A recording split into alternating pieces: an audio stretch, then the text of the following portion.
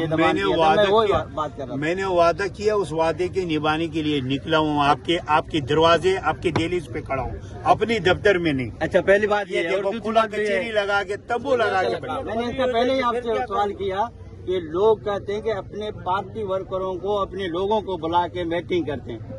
जो मैंने सवाल किया उसी सवाल का मैं आपको बताऊं, ये नबी बख्श क्या मेरे पार्टी के वर्कर है? क्या ये जो कमाल बंगाली यहाँ मौजूद है क्या मेरे पार्टी के वर्कर है?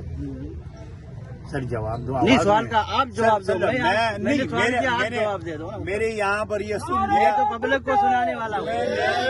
मैं हम तो पब्लिक को सुनाएंगे, आप जवाब दो। सुन लो, मैं करता तो फिर इस तरीके से पब्लिक में मेन रोड पे कैंप नहीं लगा था। तो फिर या तो पीछे हमारा ऑफिस है, हम ऑफिस में बैठे होते, या तो गुलासन की बैठक में होते, या तो नूरजमान की बैठक में होते। अवामी लोग फिर इस तरीके से कैंप नहीं लगाएंगे। हम तो कैंप लगा के रोड किनारे पे बैठे हुए, तो इससे अंदाजा है सारी लोगों के लिए।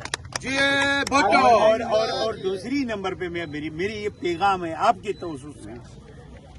तवज्जुह से, मेरे दफ्तर में जितनी जमातों की लोग आ रहे हैं वो तो आ रहे हैं, मैं कहता हूँ जो भी है वो है, वो जो हम पे तंकीद करते हैं वो भी आए, अपनी दरख्वास्त लाए, मैं उनकी काम करूँ। ये मेरे घर है, यहाँ पर मेरे लिए कोई सियासी जमात नहीं है।